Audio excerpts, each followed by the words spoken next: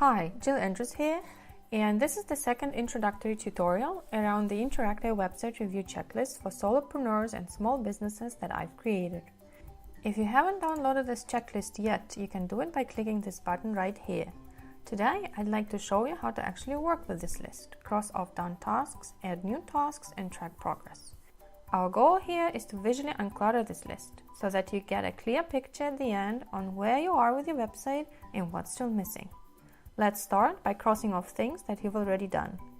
The traditional way to mark a task as done in a mind map like this is to put a green check mark on it. But in this context, that's not a good idea because it won't unclutter our list, but add even more colors to it.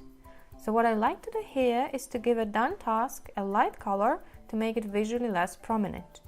To mark a task as done for the first time, select a task, navigate to Properties tab, and format it just the way you would do in a text editor by giving it a different light color. I like to use light gray here, and by crossing it off. The good news is that you have to do it this way only once. Next time you want to cross off a task, you can just transfer this style over. For this, select a task that you've just crossed off, right-click, copy style, and then select a new task that you'd like to cross off, right-click, paste style. You can also cross off multiple tasks at once. For this, select the first task in a group, hold the Shift key, and then select the last task. Right-click, paste style, and you'll see all tasks you've just selected marked as done. Now, why not just delete the points that your website already has? Personally, I find it more reassuring if I can double-check that I've actually done this and not accidentally deleted it and forgotten about it. It gives me certain peace of mind. The only time that I would recommend deleting things is when you know for sure this point does not apply to your website or you deliberately decide not to do it. For example, I decided not to include my mission statement in my footer because I have other more important things there and it's already pretty busy. So I'll delete this point. To delete a task, select it and press Del. Now, let's look what to do if you see something that is missing on your website or something that is not quite completed yet.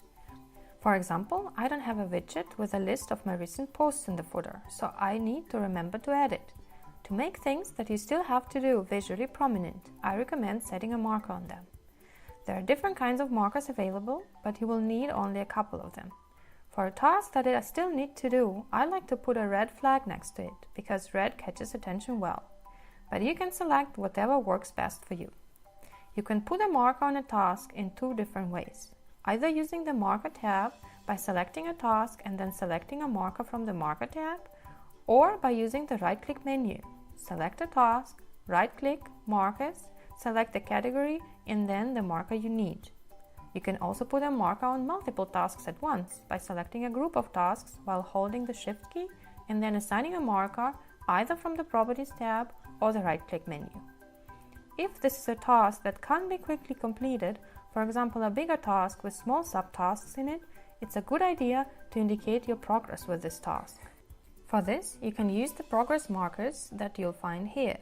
This marker, for example, indicates that you've started working on a task, and this here, that it's almost complete.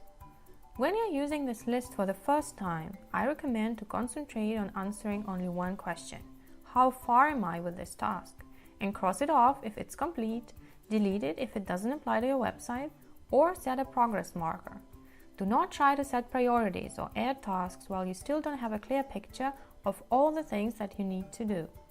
Once you've done the first review round, you'll get a clear picture, like this one, and then it's time to set priorities. If you're not sure how to prioritize website changes, there is a great article by Andy Crestodina on this topic. I'll leave a link in the video description. This article will show you the best way to do it. Once you've decided on your priorities, simply set a priority marker next to a task. After you've reviewed your website with this website review checklist, crossed off the done tasks and set priorities, you can use it as your ongoing to-do list and a tool to organize new information you find online by adding new tasks. To add a task, select a parent task you'd like to add it to, press Tab key, double-click on a newly created item and start typing, just like this. Okay, that was it for today. Here are again the main takeaways at one glance. Now you know everything you need to review your own website like a pro. And next week, I will start talking about the actual components that a successful website needs. And, spoiler alert, the first topic won't be SEO.